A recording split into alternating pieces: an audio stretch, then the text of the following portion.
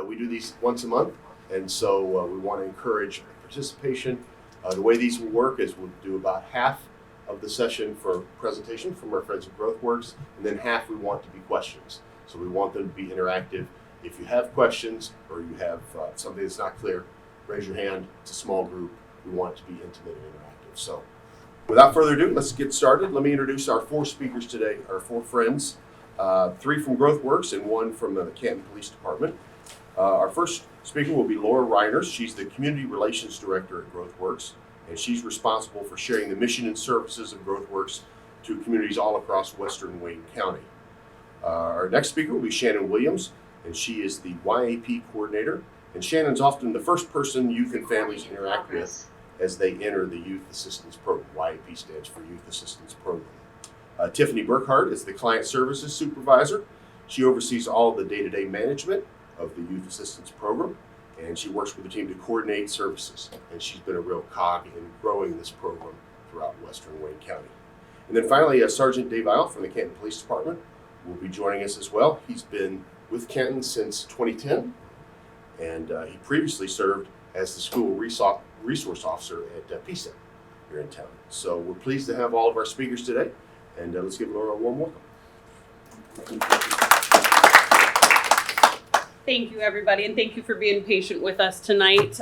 My goal here is to give you a little bit of the background on GrowthWorks, and then I'm going to transition it over to some of my teammates to talk specifically about the Youth Assistance Program. And like they said, please at any point, if you have questions, you want us to stop and pause and elaborate on something, please let us know. We're going to give you a little bit of the background on GrowthWorks and then talk a little bit more about the Youth Assistance Program. And then if you or other people you know want to know how to access the program, that's our biggest key for tonight, is making sure that you know how to access this important resource in the community. So GrowthWorks, over as a whole, it is meant to help individuals restore hope, embrace change, and improve their lives. And I know the first time I heard that, that is very broad, and that is by intention, is our goal is to help out in as many facets of people's lives as we are able to, with kids and families, all different areas. And if it's a service that GrowthWorks isn't able to offer, we want to make sure that we can get people connected. A term that we often use is resource brokers. If it's not a service that we personally offer at GrowthWorks, we will make sure that we get you, family members, others connected with other resources in the community. Because even for us, it's sometimes challenging to get folks connected. And if we're a part of this world, we know how challenging it can be for families, for those in the school to get connected with appropriate resources. So we want to be there to support when we can. This is what GrowthWorks used to look like a few years ago before our renovation, but we've been around for over 50 years serving the community. It really started as a youth drop-in center for at-risk kids. And then a lot of kids that were really already at that age struggling with substance abuse. So we wanted to be able to provide a safe, constructive environment, because I think, as we all know, sometimes when kids are left to their own devices or they don't have that structure, that's when they can tend to get into trouble. So that's what they really started to provide, is some set programming to help some of these at-risk kids. And over time, it's evolved really to provide a whole host of different services to the community.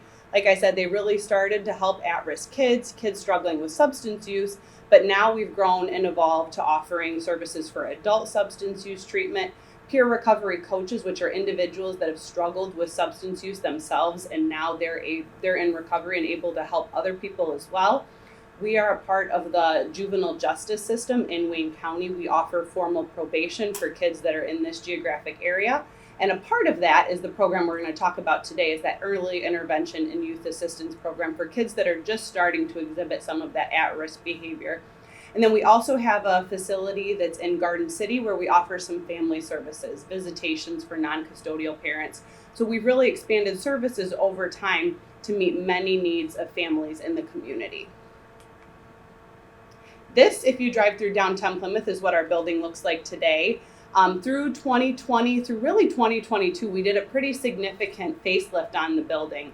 As you saw from the previous picture, there were big red iron bars on the front, which for kids that are in the juvenile justice system really isn't the best impression. And then we also upgraded a lot of security features in the building, both for our staff as well as clients that are coming in. And we love being a part of downtown Plymouth.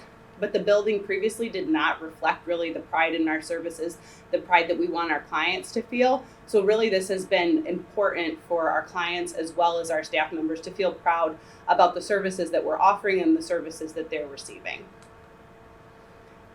part of what GrowthWorks does is exactly why we're here tonight. We want to be in the community. We are a community organization.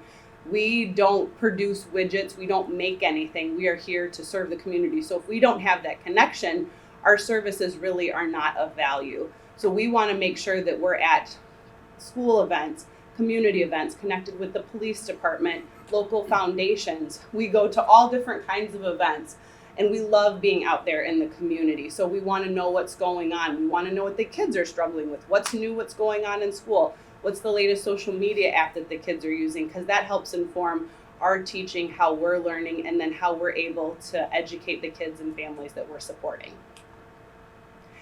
A lot of the services that we're able to provide is dictated by the funding sources that we use, which primarily come through Wayne County. So for all the services that we're going to talk about today, including the Youth Assistance Program, we get funding through Wayne County to provide a service, which means any of the services we're providing are free to those youths and those families. Canton's a little bit unique just because of the border with Washtenaw County, but what Canton Township has done, especially for this Youth Assistance Program, they've covered the cost. So if there is a family that resides outside of Wayne County, but their students go to PSEP, Canton Township will cover the cost to make sure that they are able to access the same level of programming. And we specifically focus on, they're called the Conference of Western Wayne. It's the 18 cities and townships that are really not the downriver part of a western or part of Wayne County, as well as the heart of Detroit. So they're kind of circled here, but we are able to serve any Wayne County resident, and then, like I said, some specific Washtenaw County residents as well. And now I'm going to turn it over to Tiffany, who's going to speak a little bit more specifically on the Youth Assistance Program. And Shannon is going to come up as well. I'm going to tag team this. Hello. All right. So we are kind of the face of the Youth Assistance Program. We initially started, like how Laura had spoke about, the Juvenile Justice, the Probation Department. We had worked there for many years and transitioned over to the Youth Assistance Program because we knew that it was really important to catch kids early on and give them an opportunity to stay out of the formal system. And this was just a really, natural way to do it. So this kind of goes over it. So we use a strengths-based approach for the clients that we serve. The program helps address individual needs. Most of our programming is done within a group-based setting. But once we get the referral, Shannon is going to be the first point of contact. So she will go over some different information at the phone call to kind of determine what kind of intake they need. And then when they come in, she does a very thorough assessment with them to determine what the best program would be for them. So these are just some of the common referral reasons we may get a youth. So status offenses, undisciplined juveniles, communication threats, curfew violations, substance use, trespassing, disorderly conduct, damage to property, larceny, truancy. So we get referrals from the local police departments, schools, and parents can also access our program if they're having some concerns with their juvenile. So these are just some common, but it isn't limited to that. And then how we get it is through what I just spoke about. And then the Wayne County Juvenile Court also has a diversion program. So instead of them going on a formal probation, they can be sent to us through Right Track, and they get the same service. So these are the programs offered. Did you want to speak about that? I could. All right. Okay, so basically when a parent or a referral source contacts me, I'll get all the basic information, and then once we place them into one of the programs, they will be placed into either life skills, which will basically teach the kids. We work on communication, relationships, problem solving. We do a little bit of stress management, some relaxation technique type things. Just giving the kids a lot of tools that they can utilize down the road and when they're faced with these situations when they don't, once they're out of our program and they're out in their everyday life. If they require services for substance use, we usually start them in the prevention program. Prevention is about a 12-week program, and it's usually for kids who are just in the experimental phase, using marijuana, potentially tried some alcohol, like at a party. So we have those kids go into this prevention group. We teach a lot of the same skills there, but everything is kind of focused back onto that substance use and what are your reasons for using and how can we reduce those risk factors. If they require further assistance with substance use, we have our intensive outpatient and our outpatient groups. Those require a full assessment, and we have clinicians that will do a full-blown assessment to determine their level of care needs. So that was anywhere from 2 to 3 days a week where they will participate in very specific substance use treatment with clinicians who have their CADC license, so they're all certified addictions counselors.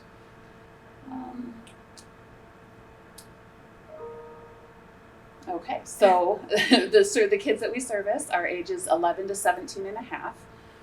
There's no cost to participate, so as long as they're a Wayne County resident, they are between those age groups and they meet certain risk factors, which are pretty basic risk factors. I mean, so we're looking at kids who potentially have some incorrigible behaviors at home, might be having some troubles in school.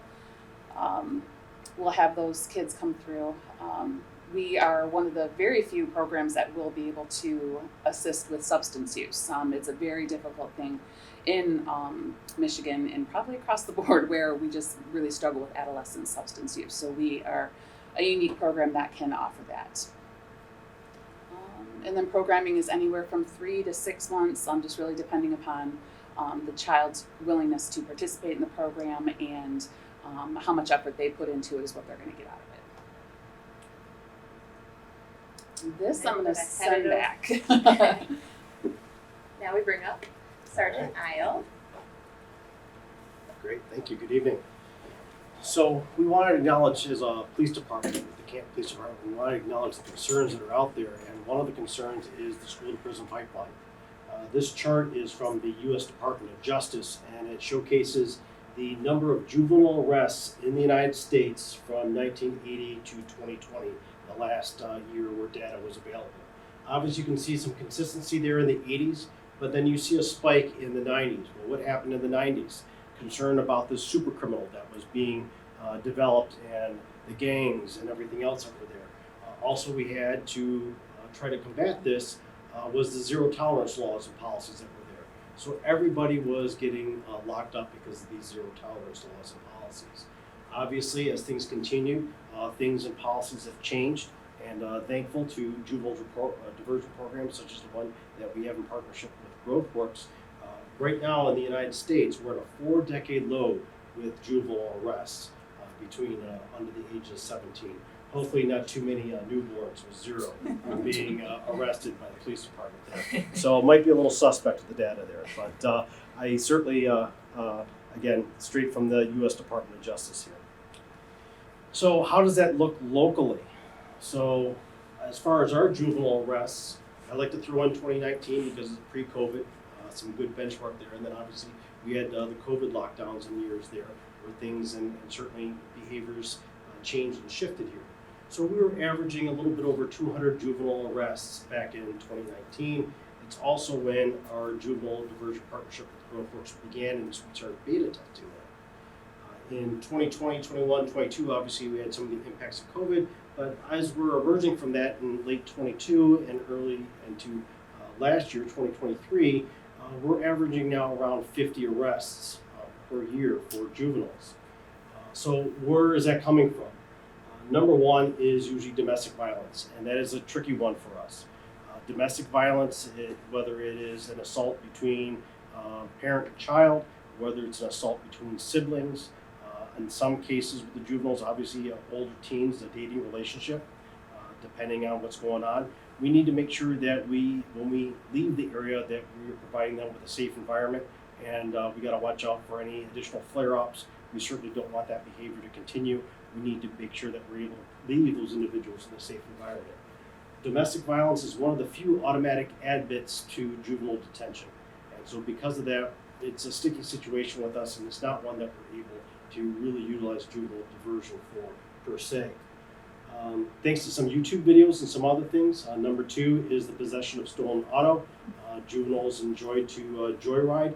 Juveniles enjoy to try to dare one another to take a car, and we're happy to stop them, say hello, and put some nice bracelets on them. After that, obviously some typical juvenile stuff. Retail fraud, the shoplifting. Obviously taking some stuff from the store, candy, whatnot, some sports memorabilia, whatever. Again, typical teenage juvenile stuff. They get caught by our excellent loss prevention partners here, and we deal with that. But again, something that we can do based on the value and the wishes of the store, we can also divert. Overall, currently less than 5% of all arrests with Canton Police are involving juveniles. Some other concerns there with check the box as far as future employment applications, maybe passing a security or background clearance. We certainly want to make sure that they're able to be successful whatever they do down the road. We don't want to set them up for failure for the moment they turn 18 and they have to say, yes, I've been convicted of a crime or something like that. So we want to take a look at and whether they want to join the military, whether they want to join public safety. Maybe they want to work for a contractor where they need to have a security clearance, or become an educator or something like that that requires them to have a favorable background investigation done on them. We certainly are aware of that. We don't want to jam them up for something they did at 12, 13, 14, and so on. We also had some policy concerns as a department. In the past, we had a policy where we had to report all assaultive crimes to the appropriate prosecutor. So that means for some things, disorderly conduct or a fight or an assault that happened at school, we had to at least submit things. We have changed those things, and our school resource officers are now required to submit things to the appropriate criminal prosecutor when there's an assaultive felony level crime, so a serious injury, a concussion, if they choose to use a weapon during the course of that fight, that would be there.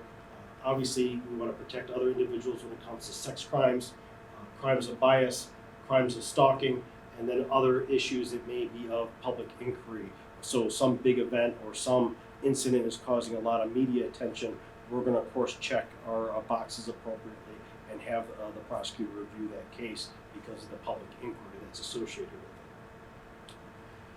So our program, we started our partnership with GrowthWorks in 2019. At the time, it was only limited to individuals in the 35th District Court because we were in partnership with the juvenile court that was associated with the 35th District Court. Unfortunately, because of COVID and everything else, they did shut that down. So now we lost one of our resources there. Now we have to transition everything to downtown to the 3rd Circuit Family Division of the Juvenile Court. That's there in partnership with GrowthWorks, but that's a good thing, and I'll mention that why in a moment. We had some funding issues for non-Wayne County residents, as was mentioned earlier, individuals that lived in Salem Township but attended PSEP, School of Choice students and employees through School of Choice that were bringing their children to PSEP wouldn't be eligible based on their geography. But fortunately, the Canton Township Board were able to provide us with some funding. We have an exclusive line item for non-residents in the area, and we're able to then support GrowthWorks and their efforts that way. We are providing equity to all the students that are there at the park, that in case they do choose to make choices that bring us to our attention, we're able to address that through this program as well now. Overall, the goal is, and this is it, if you successfully complete the program with GrowthWorks, we're going to expunge your record. I personally expunged almost 30 records last year. Once they complete the program, I tag it in my spreadsheet, and then 30 days past their 18th birthday, I get a little alert on the spreadsheet, and then I work with my records team to expunge everything. The police report becomes non-public. Any booking photo or arrest record is expunged and is gone. We delete it, and that way, in case someone does any background investigation or querying about the individual as a young adult, as they're trying to get their footing in the real world, there's nothing to find. And that's the deal. And so a lot of people have been successful because of that. If you fail to complete the program, we got a couple options depending on the offense. Some things were decriminalized by statute a few years ago. So minor possession of alcohol, marijuana, vaping. Not too many teens use tobacco anymore. All those things were decriminalized, so it's not an arrestable offense.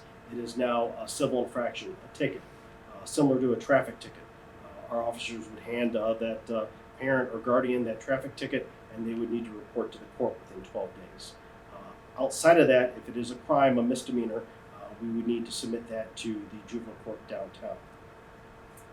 The program is reviewed annually by the police department, Canton Township Supervisor, and the Township Board. We do have a representative from The Plymouth Canton Community Schools, Dr. Lilly is our current member there that is able to review everything. We just held the last review back in October, and obviously we want to make sure that we're staying up with the trends and what's going on, and we welcome their input as we continue to move forward with this program. So some screening, it is in our policy that all of our officers, whether they're the school resource officers up at the high school or our officers on the road, if in case they encounter some students because of truancy or they're out past curfew during the summer or anything like that, we will screen that juvenile for eligibility into the juvenile diversion program. So our local disqualifiers, in case they cannot be eligible for the program, this program is designed, as was mentioned earlier, for those first-time offenders. Individuals are starting to experiment, maybe with the wrong crowd. Maybe they saw something on YouTube or on TikTok or whatever, and they said, "Hey, let's try this." Hopefully, it's not the Tide Pods, but in case they do try something, we're going to be here to help try to correct that behavior early on. Obviously, if they commit a serious crime, if they decide to take that vehicle joyriding and take that car without permission and steal it for a little bit, obviously that's a different level, and we need to address that. If the victim requests restitution be paid, the only way as a police department I can compel someone to give somebody else money is with a court order. There's no way around that. I need a judge's or a magistrate's order in order for that to happen. So if the victim, for whatever reason, let's say there was a fight, there was a broken nose, I want you to pay my medical deductible, my insurance deductible, the only way I can guarantee that option would be through the courts. The victim requests prosecution. Everyone in this country has a 14th Amendment right to due process. If they want their day in court, I need to facilitate that. The last one is the parent or guardian of the offender refuses to participate. Obviously, we need consent. There's a form that the officer, the parent or guardian, and that juvenile will need to all sign, and that triggers the call to GrowthWorks for that initial intake and screening. And so if we don't get all those signatures in place, we don't have consent, we cannot move forward.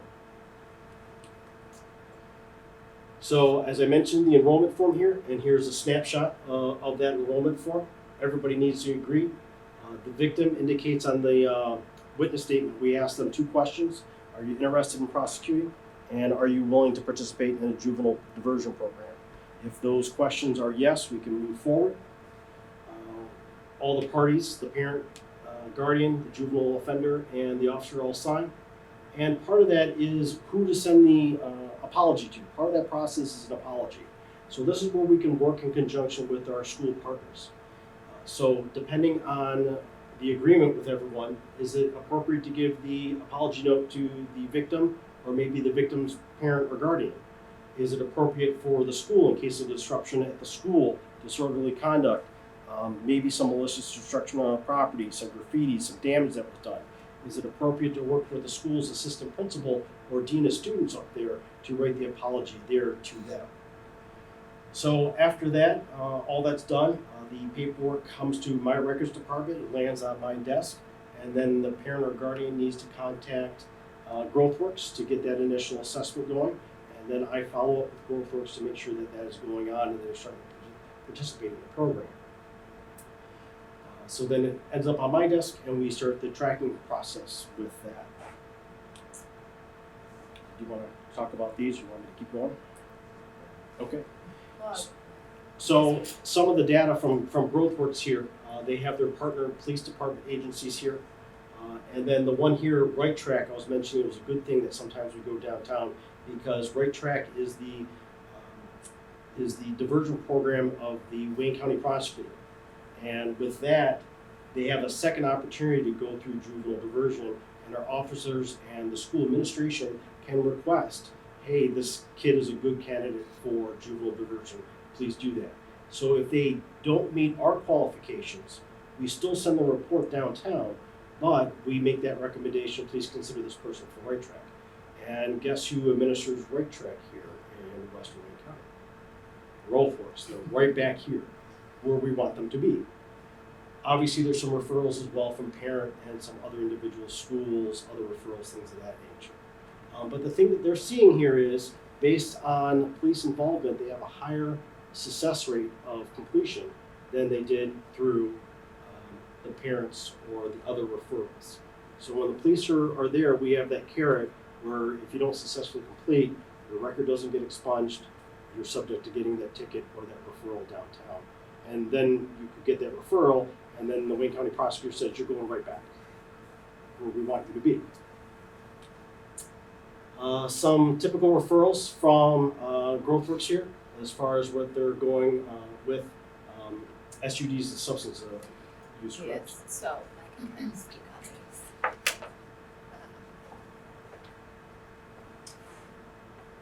So the SUD portion would be substance use disorder. A lot of times those are when the parents are calling in, maybe they notice that they found some things in their kid's room, or their kids might be coming home high or, under the influence. So that's a lot of times when the parents call us, and a lot of times they might go through that more intensive program that Shan was talking about, the outpatient or the intensive outpatient.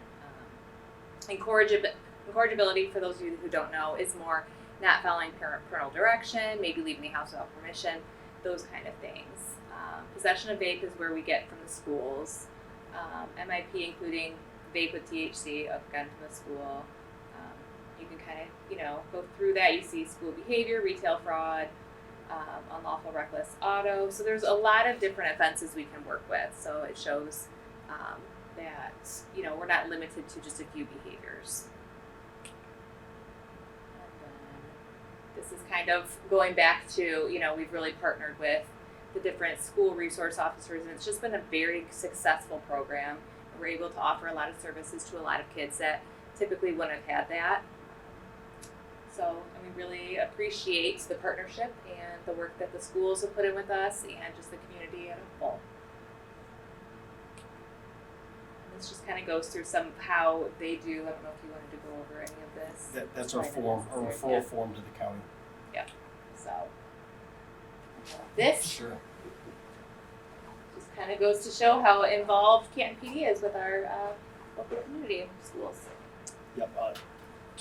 To highlight here at the end here, the partnership's key. As a school resource officer, we work on something from the National Association of School Resource Officers. It's called the NASRO Triad. The base of that triangle is law enforcement. Obviously, we're always going to be there for the school community and for our juveniles and our amazing faculty and staff and educators at our community schools. But we want 2/3 of the time, ideally, to be working on being a guest speaker in the classroom and being a good mentor and role model as well. And that's what we want to work towards. This is a screenshot from my favorite event that we do every single year up there is the Super Just 5K. They raise a lot of funds to help individuals in the Plymouth-Canton Community School District that is in need of medical assistance financially. And we've grown the event so much that I need a traffic order and I block off Joy Road from McCulpha to pretty much Canton Center because we have, depending on the year, about 4,000 runners running the 5K out there. And it's because of this partnership, we're able to do some great things together. Talk about an amazing student run event. They do an amazing job every year. So some more information regarding GrowthWorks. I think this is just to kind of wrap it up. So really, we just want to thank you guys so much for being here on the Zoom, being here with us today. Now that you guys know about GrowthWorks, whether it's somebody in your own family, your own community, somebody that you hear talking about that they're struggling with substance use, they're adolescent, anybody in their family, like Tiffany showed up there before, the number of different referral reasons. If you have a question, if you think, I'm not sure if they're a good candidate, whether it's an adult or an adolescent, please give us a call. We make sure we'll have our contact information available. If it's not a service that GrowthWorks offers, we will not get that person off the phone until we make sure that we have a warm handoff and connect them with another level of resources. But the thing in my role as the community relations director that still sometimes baffles me is that for an organization that's been around for over 50 years is how many times I still meet people and they've never heard of GrowthWorks before. So now that you guys all know, I'm challenging each one of you guys to find a way somewhere in your work, in your lives, to just be able to share. If you're in downtown Plymouth or out in the community, just making sure that people know about this valuable resource. Because I think the thing that we know about all of these challenges is that we don't always talk about them often enough, and we never know who in our lives is struggling. So we ask that of all of you. Thank you for being here tonight, and we are happy to answer any questions. So one thing that I'll say is GrowthWorks, I think one of the things that you Speaking guys to the mic, have yes. struggled with is people have an impression of what GrowthWorks is all about. And I think you guys have done a great job with your programming to make sure that the kids don't think, or other parents don't think, oh, your student needed to work with GrowthWorks. You know, you look at all the different programming they offer, and it's like, you know, every kid goes through something. We all struggle with growing up. So I don't think that there should be that impression. It's Stigma. Such a, yeah, that it's a negative. So I have a question. Can we give you the mic just so the people on Zoom can hear you? Here, so take it over there.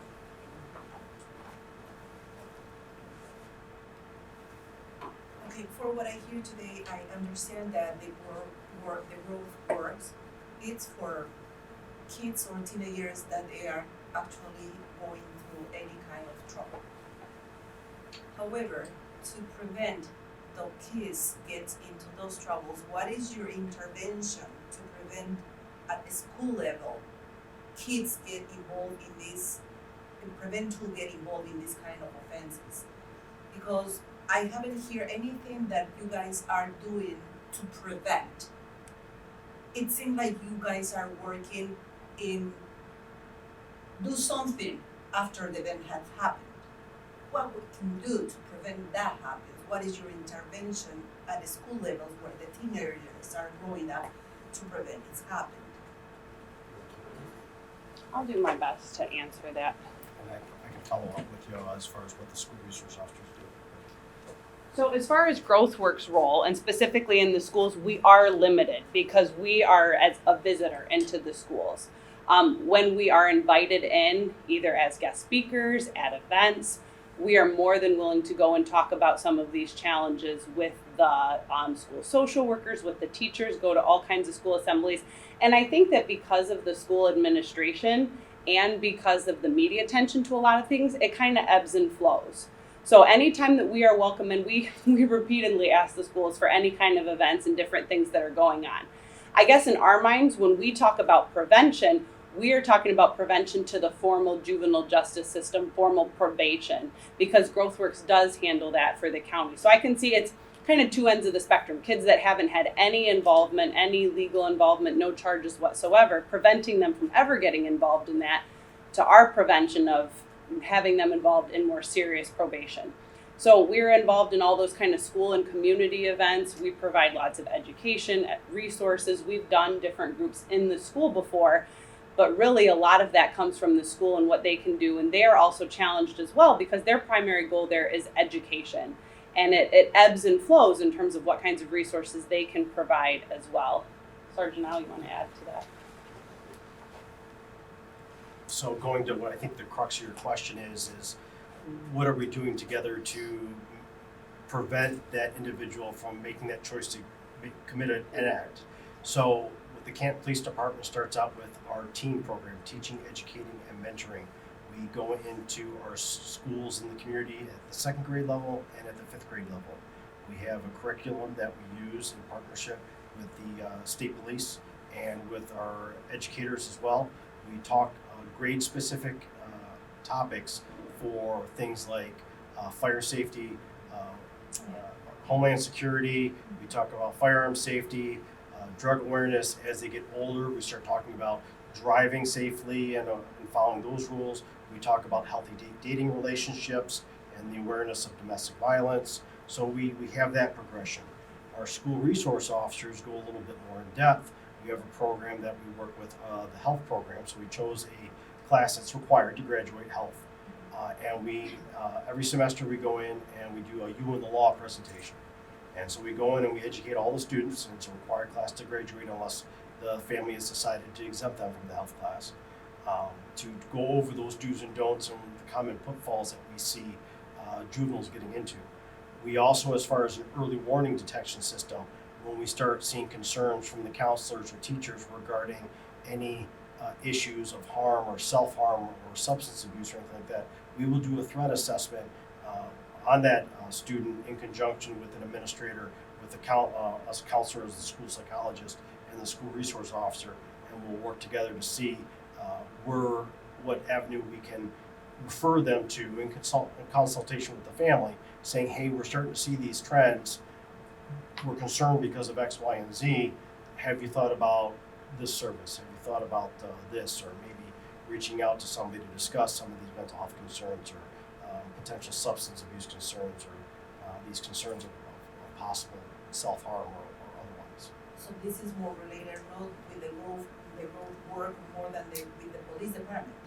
Well, with the Growth Works, if we find that their services are appropriate, we will refer them to Growth Works. So obviously we have a whole litany of resources that we use, because sometimes if you need to talk to a psychologist or psychiatrist, that's the correct person to talk to. Obviously, if you're concerned about some substance abuse issues, some behavioral issues, as far as our anger management, obviously we know we have great partners with Growth Works that we can refer them to. So it's no one size fits all when it comes to these threat assessments. That's why we need to have a variety of options, and we're fortunate that Growth Works is one of those options for us. Thank you very much for answering my question. One more question, if you don't mind. So anyways, I've been hearing a lot of substance abuse. Okay, but now that the system is changing, have you ever considered anything regarding to the internet abuse, devices abuse? It's causing a lot of stress in kids, a lot of time wasting, avoiding socialization, or learning too many things that they are not right. So I guess this is the moment that it will be taking into consideration not only substance abuse or liquor abuse or any kind of this kind, but devices abuse or internet abuse. Do you want to talk about that?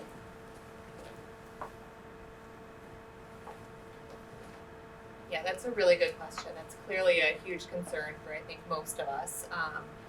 So yes, we do within our group topics, that is a topic that is talked about, discussed, even in the intake process about how has your telephone use, your social media use impacted your life negatively. So we start from the very moment we meet them, and then our goal is to give them skills to be able to navigate through those, because we know that we can't take phones away from kids. We can't take social media, so we have to teach them to live with it in a healthy manner and be able to set boundaries and understand, reality versus not reality. So we work a lot in that aspect about it, and we do discuss what's safe, what's not safe. Do you know your friends what's on your list, that kind of stuff.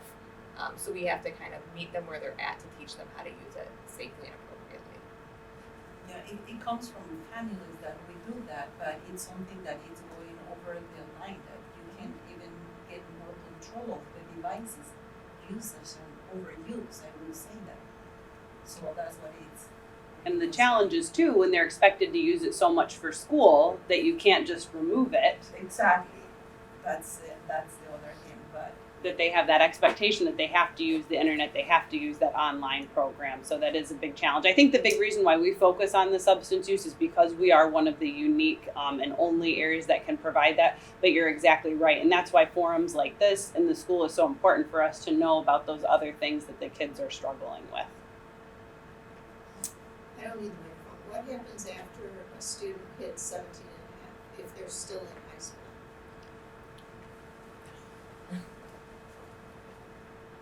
So 17 and a half is the age that they can be referred to as up to. How our funding works, that we can work with youth up to 18. So we like to have at least 6 months. Well, our funding goes for 6 months per youth. So we like to have that amount in case they need the 6 months. So that is why it's up to 17 and a half, just based on how our funding works. But we do have adult programming. So if there was somebody that needed something, or like Laura had mentioned before, we always will connect them. Even when they're done with us, if they still need more, it's not that they're just turn 18 and we dismiss them. No, we will always make sure they're still connected. Nobody's being turned away. So A lot of kids don't get messed up until they're in college. They're off and they're on their own, and now is when they're in the trouble. yeah, and a lot of times we see it. We look at ourselves as planting the seeds. So even if we have a kid at 16, they might still make some poor choices, especially when they get to college. So we're just giving them skills to be able to navigate those as they get older. There's so many times we have kids reach out to us, 6 months after the fact, they're down in downtown Plymouth, they come in, hey, I was down here, I wanted to say hi, or, check in with us, I finished college, or, I'm really struggling with something, can you guys connect me again? And that's the beauty of GrowthWorks, because we do have adult programming, so we can always help them, even after they've aged out of our program.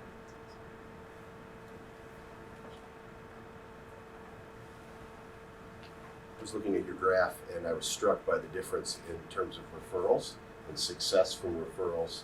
The parent line, I think it was 40% success rate when parents refer compared to 83, 90 from all the other referrals. Can you talk a little bit about why those referrals aren't as successful? Yes. A lot of times when the parents are calling us, there might be an immediate crisis. They're just really feeling overwhelmed and stressed out. And sometimes when they get into programming, things have calmed down. And so they're not at that need of getting it done. And because there's nothing being held over them as far as getting a ticket or being sent to the juvenile court, the issue's been resolved for them. So technically it's unsuccessful because they haven't completed the program. It doesn't mean that they didn't have success. It doesn't mean that there's not growth. It's just unfortunately how it's defined. So there's, how our funder defines it and then how we define it, if there's progress made. But unfortunately, because there's certain, parameters that need to be met for that, it doesn't look as, But that's also the benefit of working with the police departments, where as much as we don't want a youth to end up, it is unfortunate when a youth has made that decision to make a poor choice where they do interact with the school resource officer or one of the road officers, but it can be helpful with that family member, with the school, with that student, and getting them into programming and getting them connected with the services that they often need.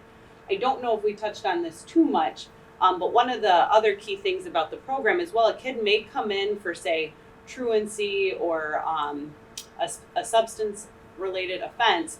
The key to really providing the highest quality of care for those kids is the thorough assessment that Shannon does with every kid and with every family member. So just because they come in for one reason, we want to make sure we have a holistic understanding of that kid, of that family, all the situation that's going on in their life, so that we can address as many of their concerns as possible. Because I think we all know with ourselves and then with kids, it's very rarely just one thing that we're struggling with. It's usually a spider web of a number of different issues. And we want to make sure if they're seeing us for services that we can address as many of those concerns for that individual and their family as possible.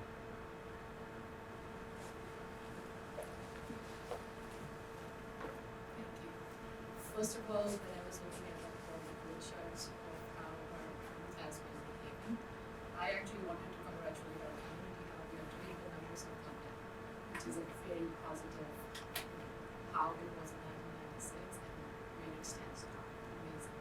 And all the nonprofits, parents, however we are working, we're doing something good too. The other thing which I wanted to bring attention to, besides all the substance abuse and these things have come down, which is not wrong is the violence.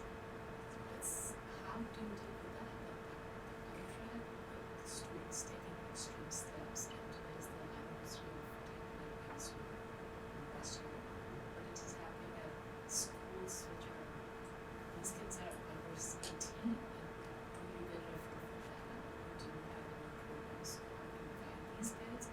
Sometimes the parents are not aware what the kids are doing or thinking in their mind. Besides the alcohol and drug abuse, how do we tackle something like this, which is like plaguing our community?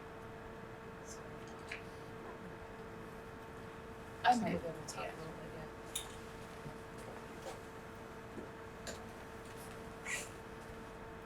So we have had referrals sent to us for school threats. Those typically are coming from the court, so the Right Track program that they had spoken about. So the prosecutor determines that they would be a good fit for our program. So we will talk to the kids about, we take it very seriously, don't get me wrong. But a lot of times the kids are telling us like it was something that was said or done in that moment. I was angry because, or something happened earlier in the day and this is what I did. So we do talk to them a lot about that impulse control and how things that you put on the internet are staying there forever. Being able to control those emotions and those behaviors in the moment. So we do a lot of work with that kind of thing to be able to reduce that, those emotional reactions, because kids are very reactive. So just making sure that they understand the significance of what they did and how that can be perceived. So it's a tough question, to answer, but we definitely do address that as far as like the emotional regulation and reducing those impulsive behaviors. So as far as the police side, that's where our threat assessment teams come back into play. So if we get a referral from an educator, an administrator, the school resource officer is tipped off on something, we're certainly going to look into it. Depending on, or sometimes we're just checking out social media ourselves, and we will see what's out there, and if we see something of concern, we will work through the school first and see their counselors and their school psychologists and everything first. Depending on the severity of the threat, we're then brought in and we do our threat assessment process and classify that. Regardless of the outcome of that, we certainly want to follow up and let the parents or guardians know. And if there is a device or a weapon implied with that, we do a home visit. We ask for consent to search the juvenile's room and take a look and make sure that they don't have those items that they were alleging or purporting that they may or may not have. If that family has firearms in the home, and fortunately we have a brand new law today that just went into effect, that if you have firearms in the home and you have juveniles and children in the home, you need to keep them locked up and secured. So we want to make sure that from the family, do you know where all your firearms are? Can you account for them? Are they properly secured?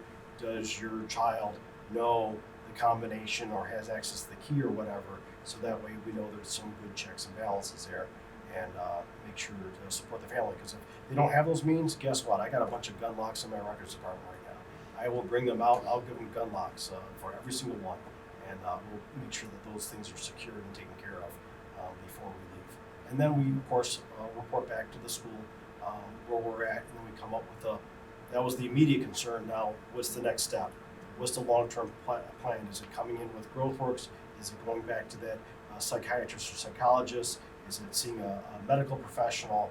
Is it some monitoring at the school level? And obviously, as I mentioned before, there's no one-size-fits-all approach, and we got to craft that program in consultation and consent with the family. Just to kind of piggyback off that, as far as with the guns and that sort of thing, part of the intake process, when I do the assessment, there is a section in there that we do ask of the young person if there are any guns or weapons in the home. And then we do discuss, if there are weapons, do you know where they're located? If you do know where they're located, are they locked? Do you have access to that lock or that combination? And then also following up with the parent. So if the kid says, oh yeah, there's a gun in the home and yeah, it's locked, but I know where the key is, we are not afraid to confront that parent and bring them in and say, look, this is what we're being told. We need to have this conversation, not just for personal safety, but for the safety of the child if they're feeling, if they have self-harmful behaviors, also for the safety of the community, just making sure that everybody's on board with what needs to happen and keeping everyone safe across the board. So like Laura said, we do very thorough. We ask a lot of questions about the family, about the kid, about history, just making sure that we're keeping them safe and we're getting all the information so we can give them the right services.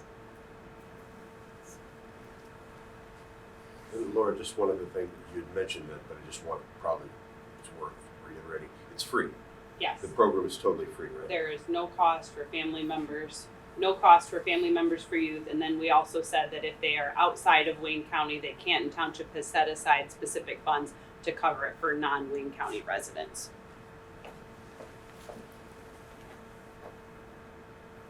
So, for the initiation of this, I'm really glad I made this evening today. I have some basic questions. What is the first point of contact for the GrowthWorks? I mean, is there a number which we need to dial in, or an email which we need to send? That's the first question. Yep. And the second one is this really impact on the kids' academic career? Like, say, if he or she does something at the school, like vandalism, some kind of PBIS, a major or minor, if I come to the GrowthWorks with my kid, is this going to affect their academic career by any chance? Or what is the consequences of it? I hope I'm clear on that. I think I understand. Jimmy, did you want to talk about the initial part? All right, so the initial contact would be me.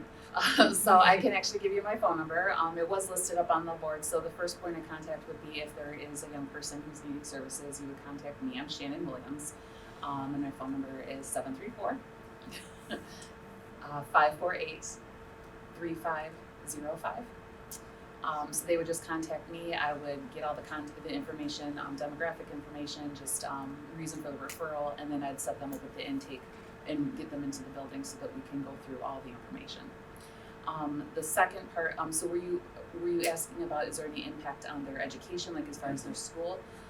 So we do work with the schools. We do have part of the intake also we have them sign, parents and kids will sign release forms and consent forms. So acknowledging that we may be coming to your school, and that's really more of like a checks and balances, just checking in on the kid, making sure that there's not any concerns at the school. Looking at grades, disciplinary action, that sort of thing. We do keep it all very private, so the release that we have them sign is a one-way release. So we can go in and we can request information, but we cannot provide the schools any information unless the parent gives us that permission to. And then typically if we do go to the school, it's just a matter of the kid coming down to the office and then going back to the classroom. So we're never out in the hallways or the classrooms or anything with them. So it's really trying to be a collaborative effort. And also just evening. Yeah. the programs. And our groups are all held in the evening, so it doesn't impact school hours. The only time we ever do daytime programming is during the summer, when kids have free time. So we try to work around sports schedules. We want them to be still connected to their pro-social activities, so we try to have flexibility within it because they should be with us a very short period of time, but they've got all these other amazing things that we need them to stay connected to because that's really important. So Were you also asking if there's a stigma later in life? that Exactly. they were- Later months. Yes. stigma. I mean, you know what?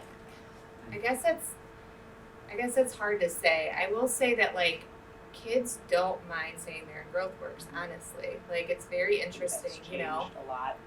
I mean, I live in the community, so like I might run into a kid. Like I'm not gonna say hi first because of confidentiality. And like I had a kid like, why didn't you say hi to me? And I'm like, I'm respecting you. He's like, I don't care. I love growth. Like so I think that because it's evolved so much and a lot of kids have had such positive experiences, that stigma is not there where it may have been several years ago.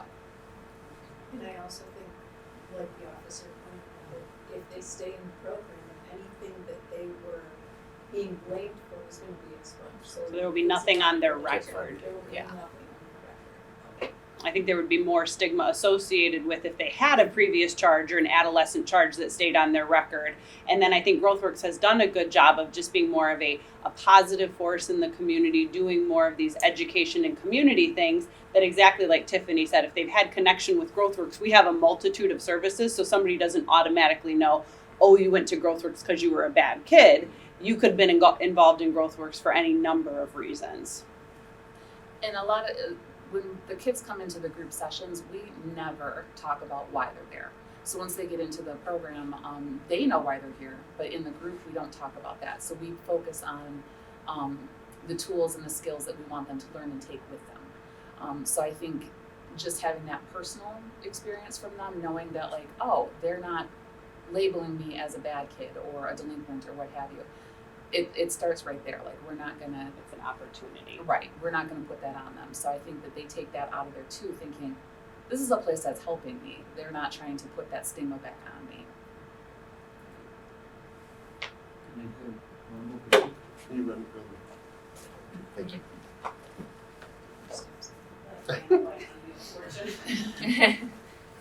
I think this could be a very basic question. Let's say one of my colleague kids, and he's at 6th grade kid. One day when I was talking to him, he said his friends are walking drugs to school, and even me, myself, my family, and colleagues, we were discussing how to handle the situation, and we didn't know who to approach and how to educate the kid on it. So the question is this a right forum to bring the kid here so that you guys can guide, okay, this is how we have to stop the thing, stop the discussion and Mhm. discussing about the stuff or something like that. is there any media where we can post it, okay, this is what happening? At the same time, we don't want to reveal their names or whatever. Sure. No, very good question. My first recommendation to you and your family would be, of course, to educate your own children on what's going on and how to react to that situation, as far as in case they're offered anything, asked to hold and carry anything for somebody else, and explain those potential consequences for them. If your child or loved one is aware of narcotic activity going on at the school, I ask you to address it with the school first. Because just like in law enforcement, if I don't know about it, I can't do anything about it. I can try to be proactive as much as I can, but I can't focus in on anything if I'm not aware of it. And it's the same thing with our educators. We have amazing faculty and staff in our communities, whether it's Wayne Westland schools, Belleville schools, or Plymouth campus schools, not to mention our charters and parochials and private schools that we have here. We partner with all of our educational partners here in the Canton community. And with that, I asked you to bring that information to them so that way they can see what's going on, maybe vet it out and see how factual it is. And then from there, they can make appropriate discussions with that family or make appropriate referrals to GrowthWorks, or depending on the severity, they can bring us in, and our school resource officers and our team officers in, as far as any mandatory reporting or police intervention.